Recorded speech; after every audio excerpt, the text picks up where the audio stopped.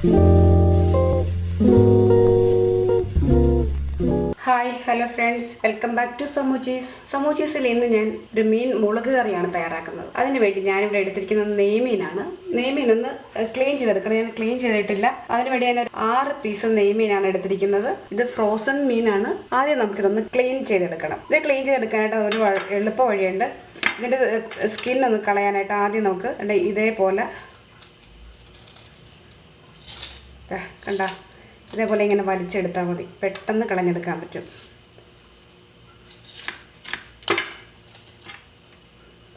കണ്ട ഇതേപോലെ നമുക്ക് ക്ലീൻ ചെയ്തെടുക്കാൻ പറ്റും. നമുക്കൊരു ചട്ടിയിൽ അല്പം വെള്ളം ഒഴിച്ചിട്ട് അതിൻ്റെ ഐസ് പോകാൻ വേണ്ടി ഇട്ട് വയ്ക്കാം.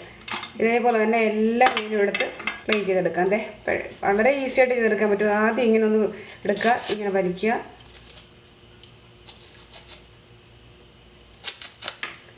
രണ്ട് മിനിറ്റ് പോലും വേണ്ട, പെട്ടെന്ന് കഴിഞ്ഞില്ലേ. നമ്മൾ അല്ലെങ്കിൽ ഇത് തേച്ചൊക്കെ എടുക്കണ്ടേ. അതിൻ്റെ ഒന്നും യാതൊരു ആവശ്യമില്ല. അത് ഈ സ്കിന്ന് ഇങ്ങനെ അങ്ങ് വലിച്ചാൽ മതി. ഫ്രോസൺ ആണെങ്കിൽ മാത്രമേ ഇങ്ങനെ ചെയ്യാൻ പറ്റുള്ളൂ. അതല്ല എങ്കിൽ പെട്ടെന്ന് അതിൻ്റെ സ്കിന്ന് ഇളക്കുമ്പോൾ മാംസം ഇളകി പോകും കേട്ടോ.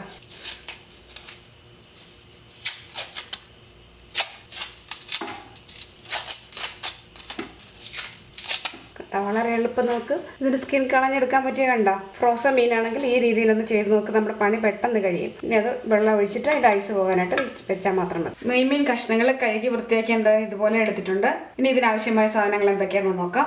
3 സ്പൂൺ മുളക് പൊടിയാണ് ഇവിടെ എടുത്തിരിക്കുന്നത്. 2 സ്പൂൺ കാശ്മീരി മുളക് പൊടിയും 1 സ്പൂൺ നല്ല മുളക് പൊടിയും കൂടിയാണ് ഞാൻ ഇവിടെ എടുത്തിരിക്കുന്നത്. ആകെ 3 സ്പൂണാണ് എടുത്തിരിക്കുന്നത്. ഇത് അല്പം വെള്ളം ഒഴിച്ചിട്ടൊന്ന് കുഴച്ച് വയ്ക്കണം. 1/2 ടീസ്പൂൺ മഞ്ഞൾപ്പൊടി, 1/2 ടീസ്പൂൺ ഉലുവ, 2 സ്പൂൺ വെളിച്ചെണ്ണ, കറിക്ക് ആവശ്യമായ ഉപ്പ്, ഒരു 5 വെളുത്തുള്ളി, ഒരു ചെറിയ കഷ്ണം ഇഞ്ചി, 4 പച്ചമുളക്, കുറച്ച് കറിവേപ്പില, ഒരു 3 കഷ്ണം പുളി ഞാൻ എടുത്തിട്ടുണ്ട്. അത് ചെറിയ കഷ്ണം കേട്ടോ. അത് ഞാൻ കഴുകി വൃത്തിയാക്കി വെള്ളത്തിൽ കുതിർത്ത് വെച്ചിട്ടുണ്ട്. ഇനി എങ്ങനെയാണ് ഈ നെയ്മീൻ മുളക് കറി വെക്കുന്നതെന്ന് നോക്കാം. കറി നമുക്കൊരു ചട്ടിയിൽ തന്നെ തയ്യാറാക്കാം. അതിനുവേണ്ടി ഒരു ചട്ടി അടുപ്പത്ത് വെച്ച് അതിലേക്ക് 2 സ്പൂൺ എണ്ണ ഒഴിച്ച് ചൂടാക്കിയിട്ടുണ്ട്. ഇനി അതിലേക്ക് നമുക്ക് 1/2 ടീസ്പൂൺ ഉലുവ എടുത്ത് വെച്ചിരുന്നല്ലോ, അതങ്ങ് ഇട്ട് കൊടുക്കുക. ഉലുവയൊന്ന് നന്നായിട്ട് മൂത്ത് വരുമ്പോഴത്തേന് വെളുത്തുള്ളി, ഇഞ്ചിയും പച്ചമുളകൊക്കെ ചേർക്കാം. ഉലുവ ഇവിടെ നന്നായിട്ട് മൂത്ത് വന്നിട്ടുണ്ട്. നമ്മൾ എടുത്തു വെച്ചിരുന്ന ഇഞ്ചി, വെളുത്തുള്ളി, പച്ചമുളക് ഇതെല്ലാം ചെറുതായി ഞാൻ മുറിച്ചെടുത്തിട്ടുണ്ട്. അതിനകത്ത് ഇട്ട് മൂപ്പിച്ചെടുക്കുക. ഈ ഇഞ്ചി വെളുത്തുള്ളി നന്നായിട്ട് മൂത്ത് വരണം. നന്നായിട്ട് മൂത്ത് വരട്ടെ കേട്ടോ. ഇഞ്ചി വെളുത്തുള്ളിയൊക്കെ നന്നായി മൂത്തിട്ടുണ്ട്. ഇനി അതിലേക്ക് നമ്മൾ എടുത്തു വെച്ചിരുന്ന 4 പച്ചമുളക് ഇട്ട് കൊടുക്കുക. ഇഞ്ചി, പച്ചമുളകും വെളുത്തുള്ളി എല്ലാം നന്നായിട്ട് മൂത്ത് വന്നിട്ടുണ്ട്. ഇനി അതിലേക്ക് നമ്മൾ എടുത്തു വെച്ചിരുന്ന മഞ്ഞൾപ്പൊടി ചേർത്ത് കൊടുക്കാം.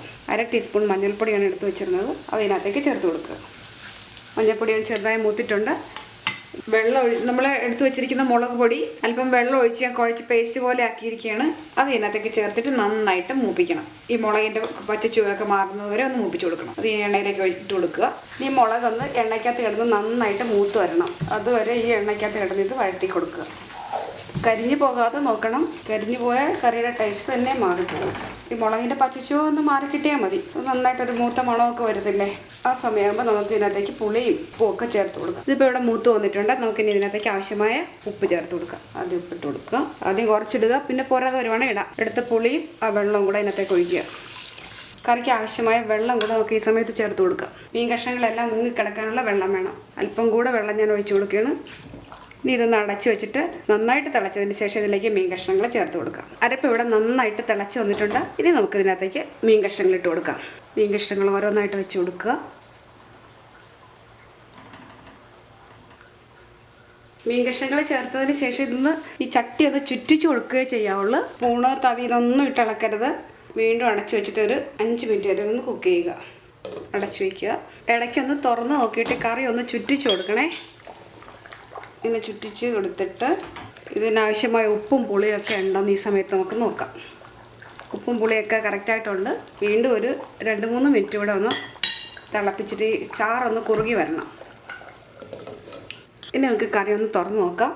കറി ഇവിടെ ഏകദേശം റെഡി ആയിട്ടുണ്ട്. ഈ സമയം നമുക്ക് ഇതിനകത്തേക്ക് ഒരു അല്പം കുരുമുളക് പൊടി, ഈ നമ്മൾ എടുത്തിരിക്കുന്ന മുളക് പൊടിക്ക് എരിവൊക്കെ കൂടുതലാണെങ്കിൽ ഇത് ഒഴിവാക്കാം കേട്ടോ. ഒരു പിഞ്ച് മതി. അല്പം കൂടെ കറിവേപ്പില ഇട്ട് കൊടുക്കാം. 1 സ്പൂണ് പച്ച വെളിച്ചെണ്ണയും കൂടെ ഒഴിച്ച് കൊടുക്കാം.